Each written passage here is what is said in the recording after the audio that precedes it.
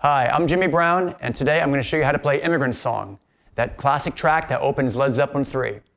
To demonstrate the guitar parts in this song, I'm going to play along with a superbly produced backing track, recently recorded in the UK with real instruments. The track has been produced as part of a compilation for two soon-to-be-released book and CD products in the US, Alfred Music Publishing's Ultimate Play-Along Led Zeppelin Volumes 1 and 2, which will also be available in the UK through music sales. For the purposes of this lesson, I was fortunate enough to borrow this lovely Gibson Custom Shop replica of Jimmy Page's No. 2 Les Paul, complete with all the bells and whistles, push-pull pots, coil tapping, out of phase, serial, parallel, humbucking, single coil switching. So it's pretty cool. All right, here we go with the intro of the song played along with the track, and then I'll slow it down.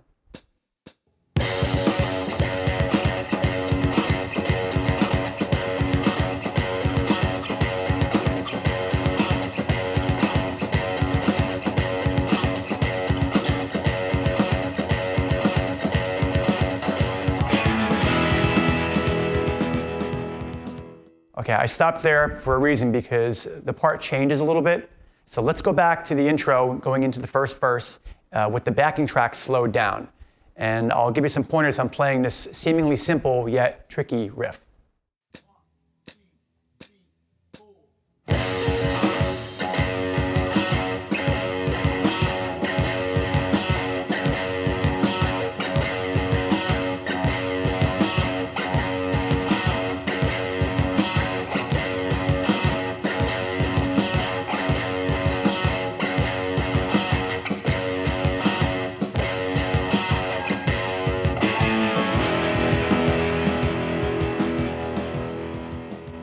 Okay, the one thing that makes this riff tricky, after all, I mean, it's just octaves, it's just F-sharp octaves, but the picking can be tricky because you have to reach up with a downstroke to hit this high F-sharp and then turn around and play an upstroke. So it's down, down, up, down, up, down, down, up, down, up, down, down, up, down, up.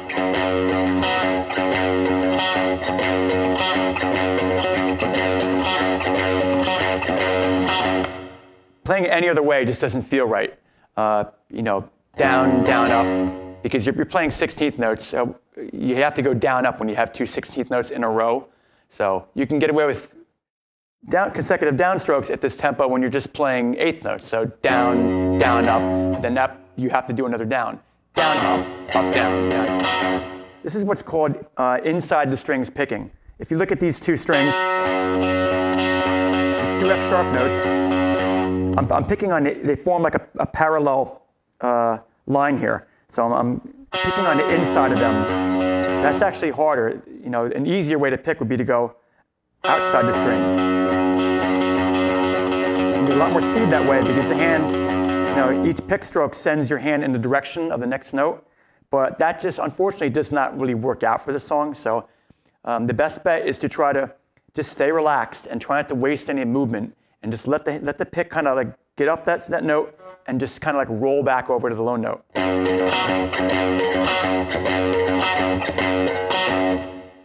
And you'll find that it helps with the fretting hand. Once you pick the high note, you kind of like jump off of it with the pinky. That helps keep it nice and punctuated and staccato. Just practice it slowly and gradually build up to tempo. All right, at the beginning of the verse, there's another guitar part that just plays these big chords with a tremolo effect, which I happen to have here. And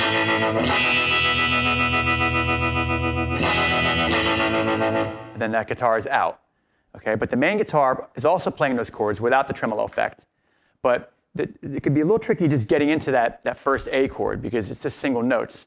The last part of the riff, with the ah.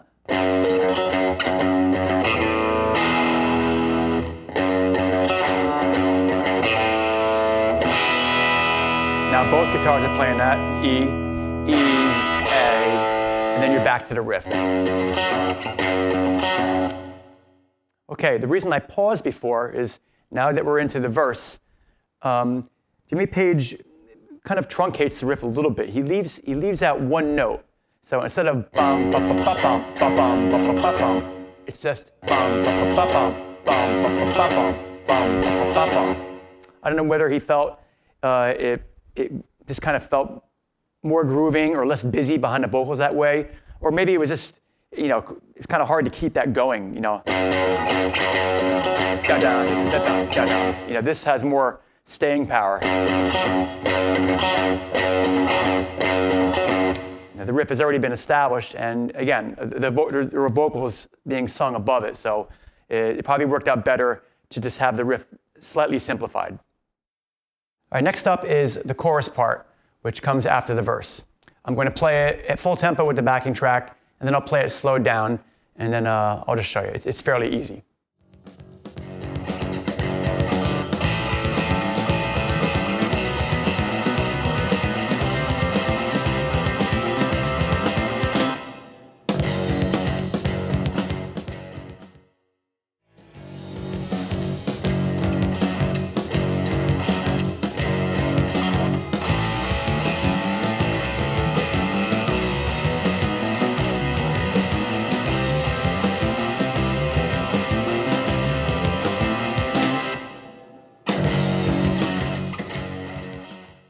Okay, the only other part I need to show you is the outro. Here it is played with the backing track at tempo and then slowed down.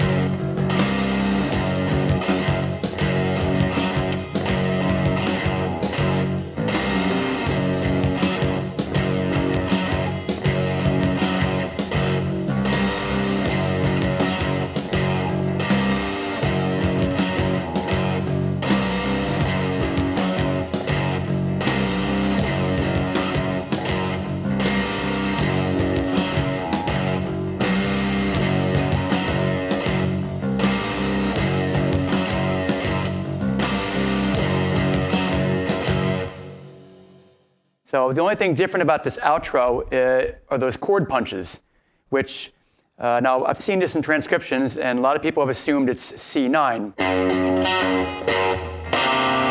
because you hear the bass, John Paul Jones playing a C, which sounds very, very haunting and spooky, that tritone. But Jimmy Page recently told Guitar World that he does not play a C9 chord. He plays a G minor chord. It's like almost classical type of voicing. You have the low G, the 3rd fret, and B flat, the open D string, and then B flat and D at the 3rd fret on the G and D strings. But that chord played over C produces kind of like a C9, no 3, no 3rd sound, or G minor over C. So the combination of Page going, Jones going, that note an octave lower, so that the C note is below the guitar's G. That adds to the dissonance and makes the chord that much more haunting. All right, that's pretty much it. I hope you've enjoyed this lesson and have gotten some new insights into the way Jimmy Page really plays Immigrant Song. If you're a huge Led Zeppelin fan, like me, be sure to pick up the soon-to-be-released full-length Guitar World DVD, tentatively titled Play the Best of Led Zeppelin. In the DVD, I'll be teaching you how to play 4 other classic Led Zeppelin songs: Since I've Been Loving You, Rock and Roll, Stairway to Heaven, and The Song Remains the Same, using the same approach I took in this lesson, with high-quality backing tracks. The DVD will be available on newsstands this fall and also through the Guitar World online store. I'm Jimmy Brown. See you next time.